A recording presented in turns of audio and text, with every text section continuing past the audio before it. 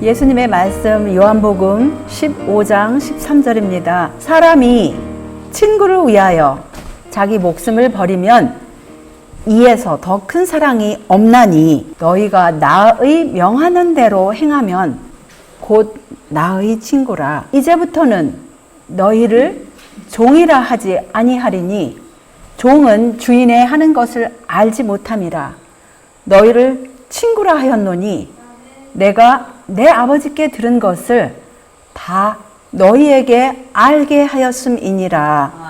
요한복음 15장 13절로 15절의 말씀입니다. 오늘 우리가 연구하고자 하는 말씀의 제목은 날마다 살아가면서 혼자 살든 둘이 살든 가족으로 살든 교제를 합니다. 우리 눈에 보이지 않는 하나님의 자녀들은 눈에 보이지 않는 교제, 우리 하나님 아버지와 예수님과 천사들과 교제하는 거 당연하고, 그리고 가장 좋으신 분은 예수님이신 거는 당연하고, 그 이외에도 우리가 눈에 보이는 사람들과 교제를 할 때 그 교제가 우리에게 영향력을 줍니까? 그 교제가 지속이 되면 될수록 영향력이 있어요, 없어요? 분명히 있습니다. 그리고 그것의 결과가 있어요, 없어요? 분명히 있어요. 그런데 영감의 글에서는 날마다 하는 교제가 그 결과가 영원한 결과를 난다고 그랬어요. 그래서 우리는 그 하나님의 말씀 가운데서 과연 우리가 어떠한 교제를 이 지상에서 눈에 보이는 교제와 보이지 않는 교제 해야 될 것이며, 그 우리가 하는 그 교제의 영향력을 내가 얼만큼 받는 것이며 나도 모르게, 그 다음에 그 결과가 과연 어떠한 것인가, 그 영원한 결과일 것 같으면 영생이냐 아니면 영원히 잃어버리는 것인가, 결과가 있다라는 거예요. 그래서 우리는 정말 이것은 사실은 여기에 말씀이 우리가 신앙생활을 하시면서 다들 익히 들으신 말씀들이지만 다시 한번 재정립을 할 것 같으면 우리들이 정말 어떠한 교제를 어떻게 해야 될 것인가. 우리는 분명히 사람은 하나님께서 사교적인 그러한 존재로 우리를 만드셨습니다. 우리는 사교를 해야 돼요. 그런데 우리가 어떻게 사교를 해야 될 것인가, 그것은 참으로 중요한 것입니다. 하나님의 말씀 가운데 아모스 3장 3절에 이런 말씀이 있어요. 두 사람이 의합지 못하고야 어찌 동행하겠으며. 이거는 진리의 말씀이에요. 우리가 어떤 사람과 동행하는 것은 합의를 받기 때문에, 서로가 통하기 때문에 동행을 할 수 있다는 거예요. 그러죠? 우리가 어떤 한 자리에 있는 것도 의합하기 때문에 같은 자리에 계속하여서 있을 수 있다는 것입니다. 하나님의 말씀에는 또 이런 말씀을 하셨어요. 지혜로운 자와 동행하면 무엇을 얻어요? 지혜를 얻어요. 그런데 미련한 자와 사귀면 무엇을 받아요? 해를 받는다고 그랬어요. 이것이 당장 눈에 보이는 어떤 손해라든가 육체적인 어떤 물리적인 충격이 아닐지라도 미련한 자와 계속해서 사귈 때, 잠언의 13장 20절의 말씀입니다. 지혜로운 자와 계속하여 동행하면 지혜를 얻을 수 있다 이거예요. 그리고 미련한 자와 계속해서 사귀면 어쨌든 해를 받는다는 거예요. 그것이 나중에 이제 정신적인 어떤 해와 아니면은 육체적인 어떤 정신적으로 타격을 받으면 이제 이거 여러 가지로 타격을 받을 수 있다 이거예요. 이런 말씀을 우리가 여러 번 접했지만 이것이 정말 우리가 뼈저리게 얼마나 느낍니까? 이런 속담이 있어요. 물론 우리 한국에도 그런 비슷한 속담이 있겠지만, 우리 중국말로도 유유상종 이런 말이 있지 않습니까? 그리고 한국말에도 여러 비슷한 말들이 있을 거예요. 영어 속담에도 이런 말이 있어요. 그대의 친구를 보여달라. 그대의 친구를 보여달라. 그러면 어떻게 했다는 거예요? 그대의 친구를 보여달라. 그러면 나는 그대에게 그대의 품성을 보여주리라. 그런 말이 진실로 전해졌대요. 이런 말이 그동안에 계속 전해졌어요. 청년들은 그들이 선택하는 친구들이 그들의 품성과 그들의 평판에 얼마나 강한 영향을 끼치는지 깨닫지를 못한대요. 사람은 기호들과 자기가 좋아하고 싫어하고 이런 기호들이 있지 않습니까? 내가 이거 좋아해, 내가 싫어해. 또 습관들이 있어요. 자기가 평소에 하는 습관들이 있어요. 그 다음에 행습들에서 서로 마음이 맞는 자들과 교제하기를 원한대요. 그건 뭐 당연한 거죠. 내가 좋아하는데 저 사람이 막 죽자사자 싫어해. 그리고 내가 이런 습관이 있는데 반대 습관이 있어. 이러면 서로가 부닥치기 마련이에요. 그런데 자기가 교제하기를 원하는 건 내가 좋아하는 거 저 사람도 좋아하고, 내가 가기를 원하는 장소 이런 식으로다가 습관과 행습과 기호들, 싫고 좋고가 비슷한 사람끼리 서로가 교제하기를 좋아한다라는 거예요. 근데 처음에는 그렇지 않을지라도 좋은 방향에서 아니면 나쁜 방향에서 자기가 같지 않은데 계속 사귀면 좋은 방향에서든지 나쁜 방향에서든지 그렇게 그 방향으로 갈 수 있다는 거예요. 처음에는 습관과 기호와 이런 행습이 틀려요. 그런데 계속 그 같은 방향으로 습관과 행습과 이런 기호들을 같은 사람들과 사귀게 되면 같아진다 이거예요. 지혜 있고 선한 자들과 교제하는 것보다도 무지하고 타락한 자들과 교제하기를 선택하는 사람은 그 사람 자신의 품성에 결함이 있음을 나타낸다. 그의 기호들과 습관들이 처음에는 그가 교제하기를 원하는 사람들의 기호들과 습관들과 아주 전혀 같지 않을지라도 처음에는 틀려요. 그런데 이제 사귀다 보면 그가 이런 사람들과 어울림으로 그의 사상, 감정은 변화가 된다 이거예요. 처음에는 내가 이거 싫은데, 근데 계속 사귀다 보면 예를 들어가지고 처음에 술을 마실 수 없는 사람이 친구들이 계속 술을 권하면서 술을 이거 하다 보면은 처음에는 싫다가도 나중에는 자기도 좋아진다 이거예요. 그런 식으로 우리의 사상과 감정이 이렇게 변한다 이거예요. 그는 올바른 원칙을 버리고 자신도 감지하지 못하는 가운데 필연적으로 그의 친구들의 수준으로 어떻게 됩니까? 하락하든지 올라가든지 하는 거예요. 자기가 사귀는 사람들의 수준으로 내려가든지 올라가든지, 이것은 이제 시간이 경과하면서 그렇게 방향이 잡힌다 이겁니다. 우리 이게 졸졸졸 시냇물이 흐르지 않습니까? 근데 시냇물 주위에 있는 시냇물이 흘러가는 그 토양이 성분에 따라서 그 시냇물의 수질이 변해요. 토양이 정말 더러운 토양을 물이 지나갈 것 같으면 그 수질이 더럽지 않습니까? 낮지 않습니까? 근데 지나가는 토양이 깨끗할 것 같으면 그게 깨끗해요. 우리가 교제하는 그 영향이 또 그 결과가 영원하다라는 것이에요.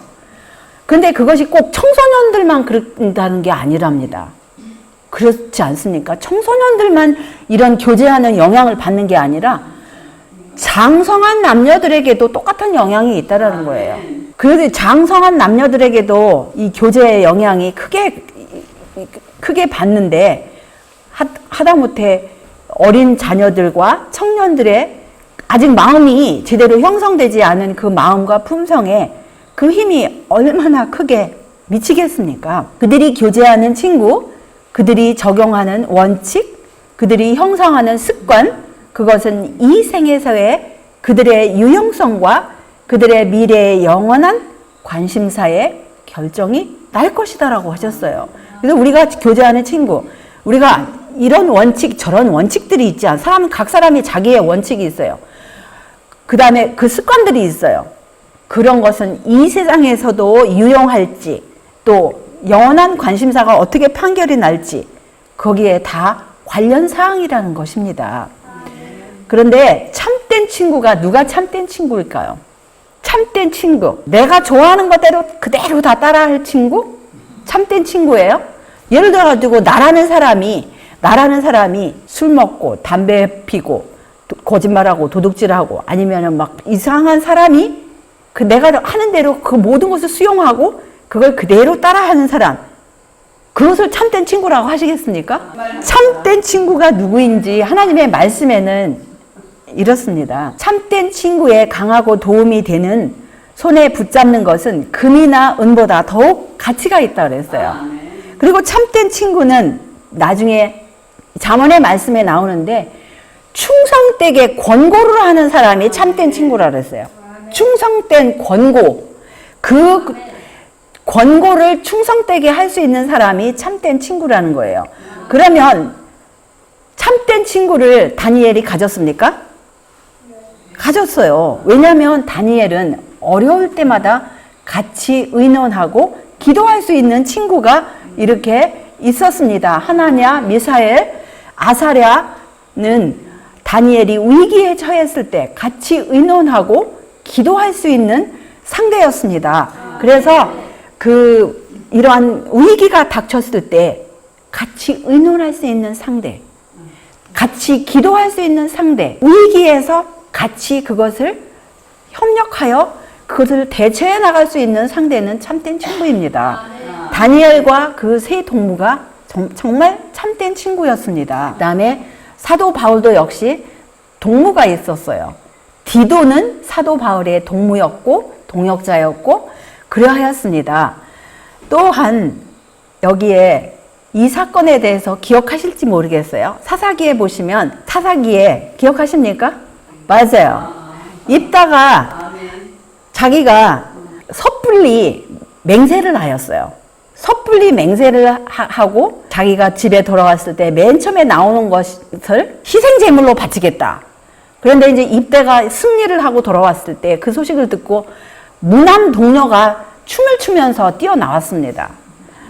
그러니까 그 입다가 완전히 자기 옷을 찢어버리면서 아주 한탄을 하는 그런 장면인데, 그런데 이 아버지는 물론 무식하게 아주 그렇게 돌발적으로 맹세를 하였지만 자기 맹세한 것에 자기는 하나님께 하였기 때문에 그 당시에 사사기에 무식한 시대인 만큼 사사기에 하나님의 지혜 없이 얼마나 이상한 일들이 많이 벌어졌어요. 지구 역사상 사사기처럼 어두운 시대가 없었어요. 사람들이 자기가 옳은 대로 다 자기 소견에 맞는 대로 했다고 그랬어요. 근데 자기 소견이 다 하나님의 영감을 받은 소견들이냐? 그게 아니었어요. 자기 무식한 대로, 아니면 자기가 지혜 있는 사람은 지혜 있는 대로 그대로 행하는 시절이었어요. 그래서 거기서 뭐 별 5만 가지 무서운 일들이 사사기에 많이 일어나는데 이 사건도 거기에요. 그래서 여기 이 처녀로 죽음을 인하여 애곡하겠다고 그랬어요. 자기 누구와 더불어? 자기 친구들과 더불어 자기가 처녀로 죽음을 인하여 애곡하겠다고 이러면서 산에 올라가서 2달 동안 같이 애곡하는 이 입다의 무남 동료의 친구들 2달 동안 같이 애곡을 하였습니다. 이 사람들의 수준이 어쩐지는 몰라도 그들의 그 동정심과 충성심은 대단하였죠. 욥이라는 분, 정말 그 욥의 세 친구들 처음에는 엄청난 그 동정심과 충성심을 보여주시고 욥이 당한 그 모든 것을 보고 욥을 조문하러 왔어요.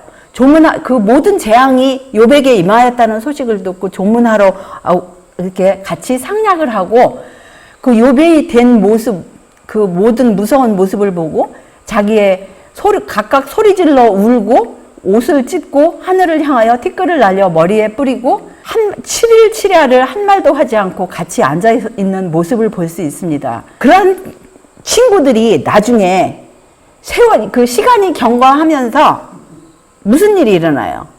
조롱을 해요. 처음에는 그렇게 7일 동안 같이 금식하고 위로하고 울고 소리 지르던 친구들이 이 참 몇 달이 되니까, 몇 달이 되는지 모르겠죠. 어쨌든 이제 친구들이 조롱하기 시작을 해요.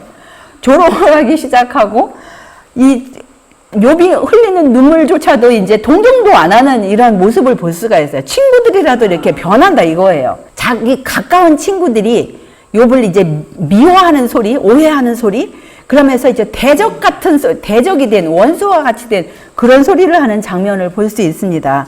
그런데 하나님께서 이 욥의 세 친구는 그래도 자기의 하나님에 대한 오해된 그런 관념이 있는 것을 아시고 그들의 동기를 아시기 때문에 욥의 세 친구에 대해서 하나님께서 꾸짖으시면서 그 욥한테 가서 욥이 자기들을 대신하여 번제를 드리라고 또 그리고 기도를 하면 그 용서를 받겠다라는 그런 지시를 내리셨을 때 그 세 친구는 겸손하게 하나님의 그 지시를 따르고 욥에게 가서 욥이 그들을 위하여 번제를 드리고 기도를 하였을 때 그들도 이제 그런 영적 흑암에서 벗어나고 또 이 모든 축복이 같이 나눌 수 있는 그러한 계기가 되었습니다.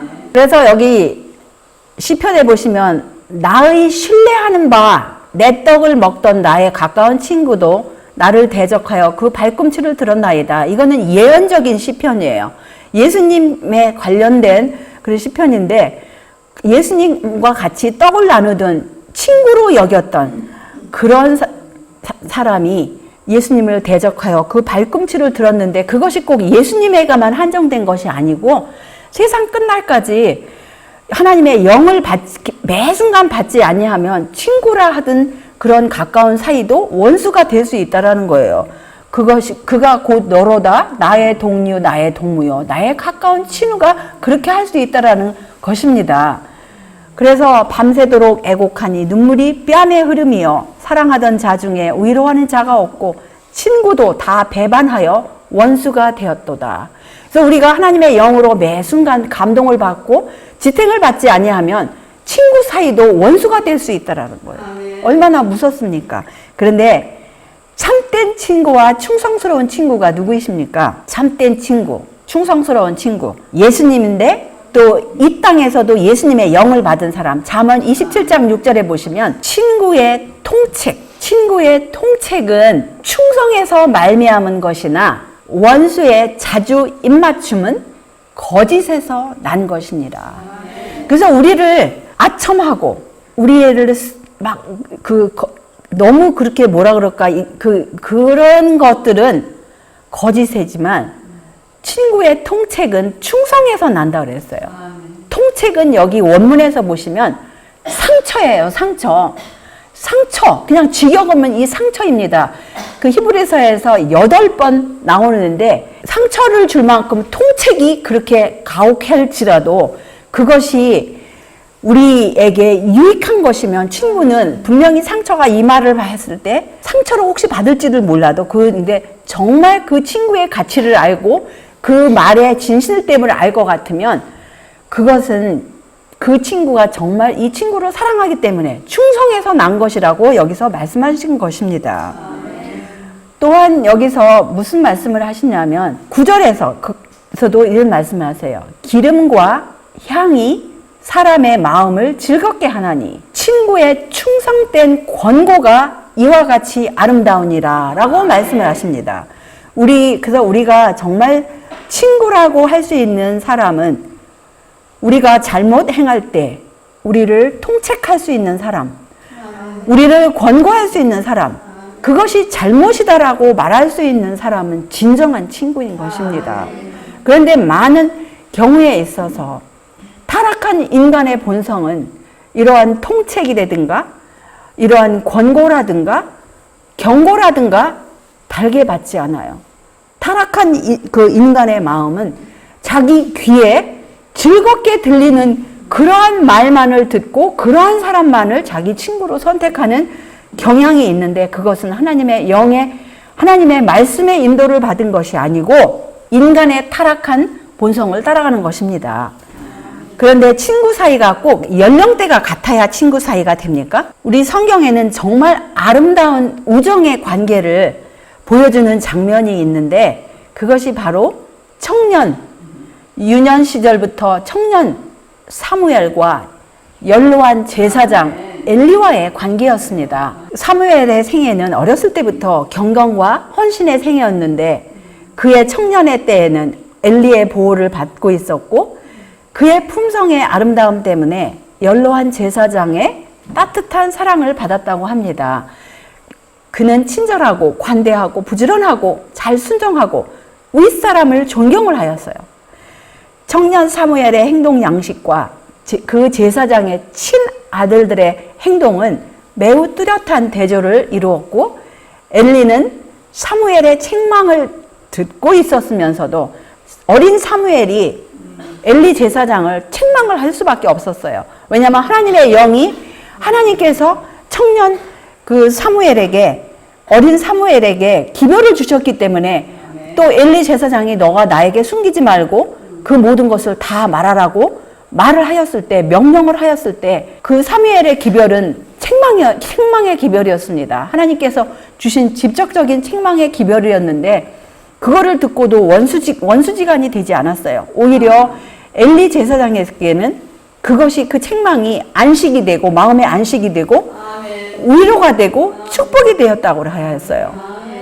이런 친구, 진정한 친구, 진실을 말할 수 있는 친구, 이러한 친구가 우리의 친구가 되어야 되지 않겠습니까? 나라의 가장 높은 행정관인 엘리와 단순한 한 아이 사이에 그처럼 따뜻한 우정이 존재한다는 것은 참으로 희귀한 일이 아니에요. 진짜 희귀한 일이죠. 그런 일이 예를 들어가지고 이 지구상에서 한 나라에서 가장 높으신 분과 한 평범한 어린 아이 사이에 가장 친밀한 친구 관계가 있다. 그거는 평범한 일이 아니에요. 희귀한 일이에요. 그런데 사무엘의 성격은 아주 잘 도와주고, 그러니까 엘리 제사장이 연로할 때 얼마나 도움이 필요했겠어요. 그 다음에 애정이 깊었고, 또 엘리 제사장은 이 세상에 어떤 아버지도 자기 아들을 사랑할 수 없을 만큼 그런 사랑으로 사무엘을 사랑을 했다는 거예요. 이 지구상에 어떤 아버지도 자기 아들을 사랑할 수 없는 그런 어마어마한 사랑으로 그 사무엘을 사랑했다라는 것입니다.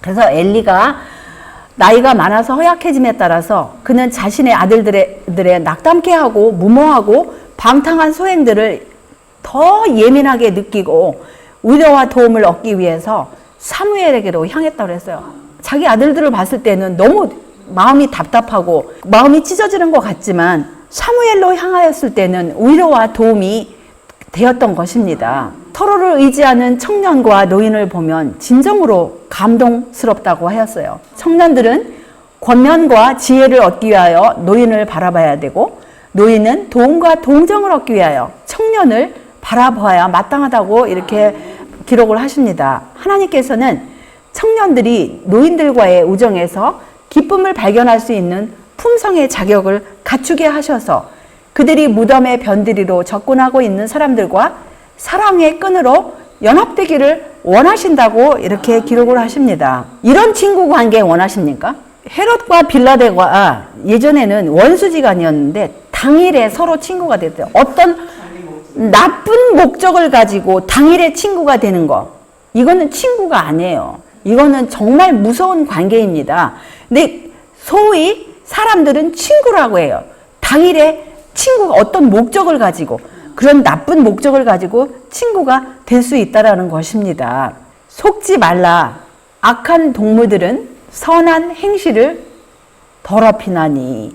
그래서 우리가 친구를 잘못 사귀면 모든 것을 나의 품성까지도 나의 평판까지도 더럽히는 그런 일이 일어날 수 있다라는 것입니다.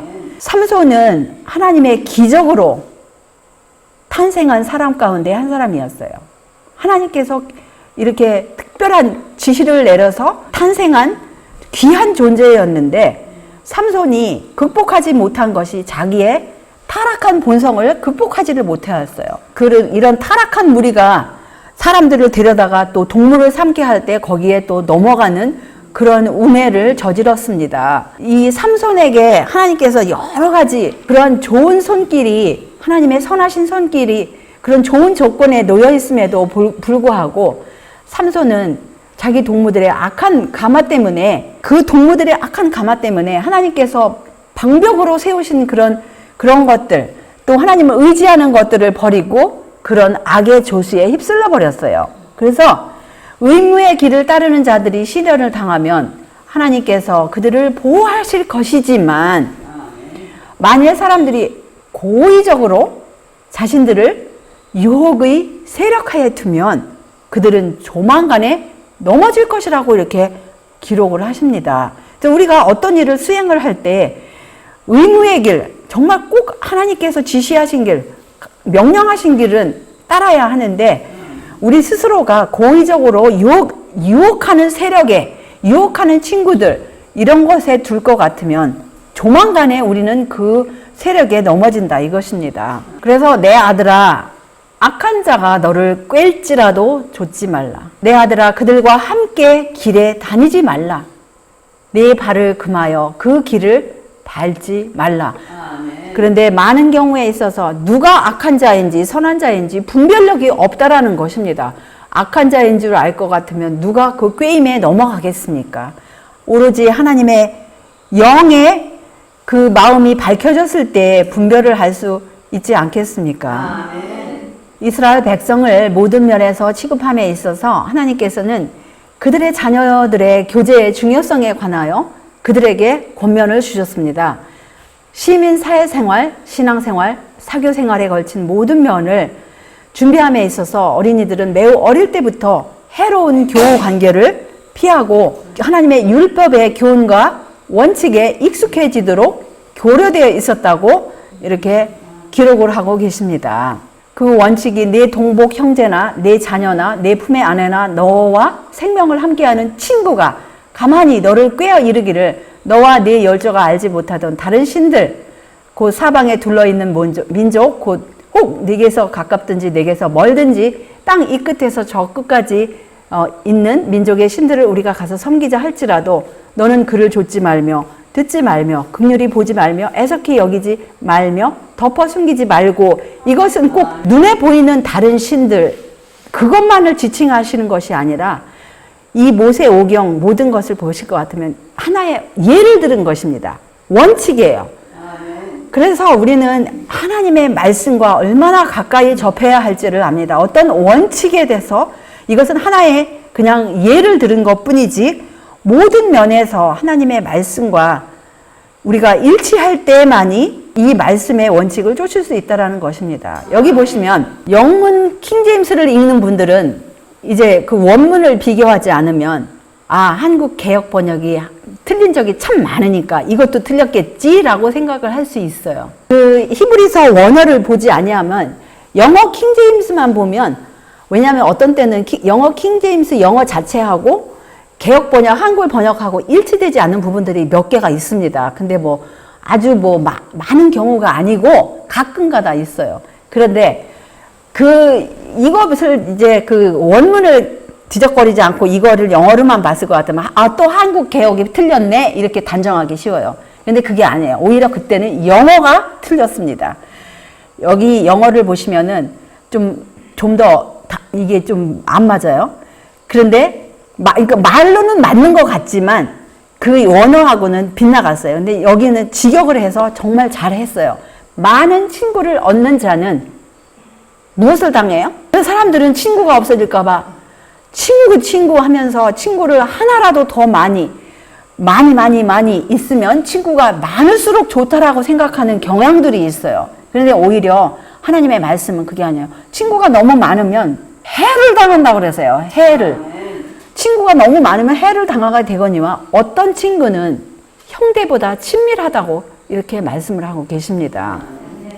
그래서 우리는 친구가 숫자가 중요한 것이 아니라 그 친구가 하나님의 말씀을 따르는 것인 그 원칙에 선한 원칙을 따라가고 있는가 이것을 우리가 생각해 봐야 할 것입니다. 그리스도의 제자라고 공언하는 자가 부주의하고 무모한 자와 교제하는 것은 안전하지 못한데 이는 그들이 하는 대로 사물을 바라보기 쉽고 예수님의 제자가 되는 것이 무엇을 의미하는지에 대한 모든 감각을 잃어버리기 쉽기 때문이다.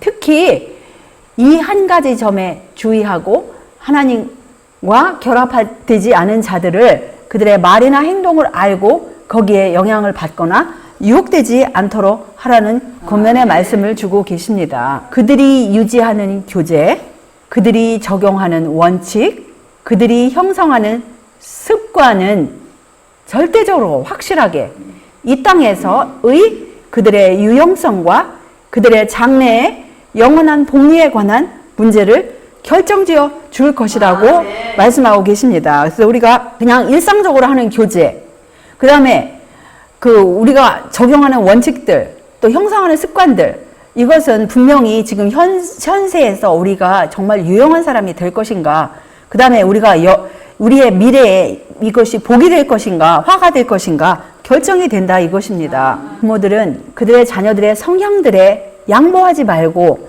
하나님께서 구별하신 분명한 의무의 길을 따르고 친절로서 그들을 제지하고 확고하고 단호하면서도 사랑으로 그들의 그릇된 욕망들을 거절하고 진지하며 기도하고 꾸준한 노력으로 그들의 발걸음을 세상에서 돌이켜 하늘로 향하여 나아가도록 인도해야 한다고 말씀하고 계십니다. 그래서 우리는 혼란스러운 세상에서 우리 정말 이 세상에 지금 현재 살고 있는 어르신들이나 자녀들이나 너무 지금 힘든 세상에 살고 있어요. 왜냐하면 선과 악을 분별하기가 너무 힘들고 통제하기가 너무 힘든 그러한 시대에 우리가 살고 있는데 우리 각자의 역량이 정말 우리가 어떤 때는 참 힘든 그런 상황에 닥친다 할지라도 우리와 끝까지 함께 하신다는 하나님의 약속을 의지하고 약속에 따라서 이 말씀들을 굳게 붙잡아야 되지 않겠습니까? 아멘. 자녀들은 그들이 원하는 어떤 길로나 빠져 들어가고 바른 길에서 떠나게 하는 각 방면에 열려있는 길로 들어가도록 방임되어서는 안 된다. 위험을 깨닫지 못하고 주의와 권면에 참지 못하는 자들만큼 큰 위험에 빠져 있는 자는 없다라고 말씀을 하고 계십니다. 자기가 위험에 빠져 있는 거 모를 때 더 위험하다 이거예요. 그리고 그리스도와 함께 일치하는 청년들은 바른 일을 행하는데 도움이 되는 친구들을 선택할 것이요. 바른 원칙과 고상한 목적의 발전에 도움이 되지 못하는 교제는 어떻게 해야 된다? 피해야 할 것이다. 열등한 품성을 가진 청소년들을 어느 곳에서도 볼 수 있다. 이러한 청소년들과 교제하는 경우에 있어서 그리스도의 편에 굳게 서 있는 자들은 이성과 양심이 옳다고 가르치는 바를 굳게 지지할 것이다 라고 권면을 하고 계십니다. 그래서 우리가 모든 영혼들을 불쌍히 여기고 모든 영혼들에게 친절하고 우리가 해야 할 바를 하지만 교제의 원칙에 있어서는 이렇다 이겁니다. 원칙의 깊이가 없는 경박한 친구들은 이전에 고상하고 진실했던 사람들의 마음을 돌이켜 허영심 또 타락해하는 쾌락들 또 노골적인 악으로 향하게 한다고 말씀을 하고 계십니다. 그대들이 선택하고 있는 친구들을 숙고해보라. 그대들은 지혜로운 친구들을 찾고 있는가? 그렇지 않으면 세상적인 친구들, 하나님을 두려워하지 않고 복음을 순종하지 않는 친구들을 자진해서 택하고자 하는가? 우리는 회개하지 않은 사람들의 구원에 항상 깊은 관심을 가져야 하는 건 마땅하죠. 또 그들에게 친절하고 정중한 태도를 보여야 하지만 우리들은 하나님의 친구들인 사람들을 우리들의 친구로 안전하게 선택할 수가 있다라고 기록을 하고 계십니다. 그래서 우리는 모든 사람에게 친절과 동정을 베풀어야 하지만 우리가 정말 친구로 택하는 그런 교제의 원칙은 하나님의 친구들을, 하나님을 경외하는 사람들, 하나님을 정말 순종하고자 결심하고 그렇게 살아가는 사람들을 친구로 할 때 안전하다라는 것입니다. 왜냐하면 이 롯이 얼마나 그 실수를 하였습니까? 자기와 자기 자녀들의 가족들의 그 도덕적인 그것을 에워쌀 도덕적인 감화보다는 현세적인 이익만을 그렇게 바라보고 소돔을 거주지로 선택하지 않았습니까? 롯은 이 세상 것들과 관련하여 과연 무엇을 얻었어요? 롯이 얻은 것이 무엇이었어요? 이 세상 것들 처음에는 다 얻은 것 같았는데 나중에는 다 잃어버렸어요. 그의 소유는 모두 파멸되었고 그의 자녀들 중 몇은 그 죄악의 도시가 파멸될 때 함께 멸망을 당하였으며 자기 아내는 어떻게 되었습니까? 소금기둥이로 변하였고 그 다음에 그 자신도 마치 불 가운데서 얻은 것처럼 그것과 같이 구원을 그렇게 얻었다고 기록을 하였습니다. 그래서 롯이 처음에 그렇게 자기 선택이 이기적이 되었을 때 그 자기의 그 선택 때문에 자기랑 같이 도망 나온 그 자녀, 그 두 딸들의 품성에까지도 거기서 소돔과 고모라에 거주하는 동안에 분별력을 잃어버렸어요. 무엇이 옳은지, 무엇이 틀렸는지, 분별력은 선과 악, 죄와 의를 구별할 수 없었기 때문에 그들이 한 그 행위는 그렇게 끔찍한 짓을 행하였고 오늘날까지 이렇게 수천 년 동안 이 지구상에 전쟁터가 자주 그곳에서 일어나지 않습니까? 우리는 우리의 영적 성장에 가장 유익한 교재를 선택하고 우리의 범위 안에 있는 모든 도움을 잘 활용하여야 한다. 왜냐하면 사탄이 하늘로 향하는 우리의 진보를 가능한 한 어렵게 만들기 위하여 많은 장애물을 놓아둘 것이기 때문이다. 우리는 곤경에 처할 수도 있다. 왜냐하면 많은 사람들이 환경을 그들의 뜻대로 소유할 수 없기 때문이다. 그러나 우리는 그리스도인 품성 형성에 불리한 나쁜 감화 속으로 자진해서 들어가서는 안 된다라고 여기서 말씀하고 계십니다. 그래서 우리가 이런 모든 말씀의 원칙을 우리가 생각해 볼 때 날마다 우리가 하나님의 말씀에 또 하나님의 영의 지도를 받지 아니하면 어떻게 되겠습니까? 우리가 의무이행을 위하여 부득불 그러한 환경에 들어갈 경우에는 그리스도의 은혜로 말미암아 우리가 견고히 서서 타락하지 않도록 갑절이나 경계하고 기도해야 한다고 이렇게 기록을 하고 계십니다. 그대의 시인이나 승낙 없이 자녀들이 마음대로 출입하도록 허용해서는 안 된다. 이런 연령의 자녀들에게 제한 없이 허용된 자유가 많은 자녀들을 멸망시켰음이 증명되었다. 얼마나 많은 아이들이 밤거리를 다니도록 허용되며 얼마나 많은 부모들이 그들의 자녀들의 친구에 대해서 무지한 채 안심하고 있는가. 타락시키는 감화를 끼칠 뿐인 그러한 동무들을 선택하는 때가 빈번하다고 이렇게 기록을 하고 계십니다. 사단은 자녀들이 부모를 제쳐놓고 그들을 결코 도와줄 수도 없고 오히려 나쁜 충고를 해줄 어리고 경험 없는 동료를 그들의 절친한 친구로 삼도록 유혹한다고 그랬어요. 그래서 우리가 우리 자녀들과 더불어 우리가 얼마나 많은 대화를 나눠야 하고 또 자녀들과 교제를 가운데 사실은 자녀들의 가장 절친한 친구는 누구여야 돼요? 자기 부모가 가장 절친한 친구가 돼야 돼요. 부모보다 더 절친한 친구 관계가 있더라면은 이거는 빨간 신호등입니다. 정말 하나님을 경외하고 그 사랑하는 부모를 가진 자녀라면 그 부모보다 다른 친구가 더 절친하고 더 친하다. 그럴 것 같으면 그거는 그 자녀에게 빨간 신호등이에요. 왜냐하면 그런 부모를 딱 제껴놓고 다른 더 친한 친구가 있다. 이거 참말로 그렇지 않습니까? 청년들을 위해서 가장 확실한 안전책 중에 하나가 무엇입니까? 유익한 일이라고 그랬어요. 유익한 노동이라고 그랬어요. 만일 그들이 부지런한 습관들을 훈련하여 그들의 모든 시간을 유용하게 활용한다면 그들의 신세에 대하여 불행하거나 불평하거나 게으른 백일몽에 빠질 시간이 없을 것이다 라고 기록을 하고 계십니다. 그들은 나쁜 습관들을 형성하거나 나쁜 친구들을 사귈 위험이 거의 없을 것이다. 그런데 힘써 일하지 아니하고 탁월하게 되는 법이 없다는 사실을 어렸을 때부터 청년들에게 가르치라고 그랬어요. 우리가 영적인 일이든 육적인 일이든 우리가 힘써 노력을 하고 우리의 시간과 우리의 그 열성을 투자를 했을 때 영적이든 육적이든 일이 이루어지지 그냥 가만히 앉아서 일이 되는 일이 하나도 이 세상에 아무것도 그런 일은 없어요.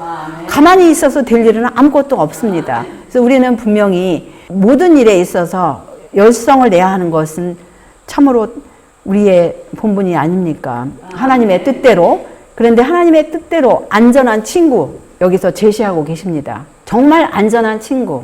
나는 주를 경외하는 모든 자와 주의 법도를 지키는 자의 동무라라고 시편 119편 63절에서 말씀을 하고 계십니다. 그래서 주를 경외하는 그것이 무엇인지, 주의 법도를 지키는 것이, 주를 경외하는 그 모든 말씀들의 그 원칙, 또 주님의 법도를 지키는 그 모든 원칙들, 그것을 우리가 알아야 그런 동무가 누군지 알지 않겠습니까? 비록 도덕을 부패하게 하고 영혼을 멸망케 하는 가마에 둘러싸여 있을지라도 우리는 부패를 거부하고 나쁜 교제가 우리 마음을 부패하게 할 수 없는 곳에 우리 몸을 둘 수 있다라고 했어요. 우리 개인의 선택이에요. 개인적으로 청년들은 흔들리지 않는 걸음으로 위를 향해 나아가려고 고투하는 사람들과 교제해야 한다라고 말씀하고 계십니다. 어린이들과 청년들을 위한 유일한 안전책은 하나님께 대한 사랑과 경외함에 있다. 그들로 선한 목적들과 정돈된 습관들과 품성의 정직함을 격려할 증거를 주는 동무들을 택하게 하라. 그들로 성경 진리를 설찬하고 그들의 길에 비치는 빛을 따라서 행하는 동무들을 택하게 하라고 여기서 기록을 하고 계십니다. 그래서 우리는 어떤 경우에 처한다 할지라도 우리에게는 사실 눈에 보이지 않는 친구들이 있어요. 우리는 어떤 때는 우리의 가장 친한 친구가 우리와 함께 할 수 없는 어떤 시간과 장소가 있어요. 그렇다 할지라도 우리는 우리 눈에 보이지 않는 가장 친한 친구를 우리는 그 가장 친하고 우리 육신의 눈에 보이는 친구들의 사랑과 동정과 관심보다 더 많은 관심과 사랑과 보호하심과 돌보심으로 우리를 지킬 수 있는 친구가 있으십니다. 그 친구를 우리 시야에서 잃어버리지 않을 때 우리 친구가 혹시 우리 육신의 눈에 보이는 친구가 우리와 함께 할 수 없다 할지라도 우리는 마음 가운데 외로움이나 불안한 느낌이 우리는 가질 필요가 없을 것입니다. 다시 한번 이 말씀, 예수님은 우리의 육신의 친구, 우리의 육신의 친구가 우리를 위해서 대신 죽을 수 있는 어떤 인간의 친구가 있다면 정말 그 친구는 친구예요. 내가 죽어야 하는데 내 대신 죽을 수 있는 친구가 있다. 그런 관계는 정말 친구입니다. 왜냐하면 그보다 더 큰 사랑이 없다고 여기서 분명히 말씀을 하고 계세요. 그런데 예수님께서는 뭐라고 말씀하세요? 나의 명하는 대로 행하면 나의 친구라고 하셨어요. 우리가 예수님의 정말 친구가 되고 싶으면, 우리를 위해서 돌아가신 예수님의 친구가 되고 싶으면 예수님께서 말씀하신 그 말씀대로 할 때에 우리는 예수님의 친구가 된다 이것입니다. 그럴 때 우리 예수님께서 우리를 종이라고 부르시지 아니하시고 친구라고 부른다 이것이에요.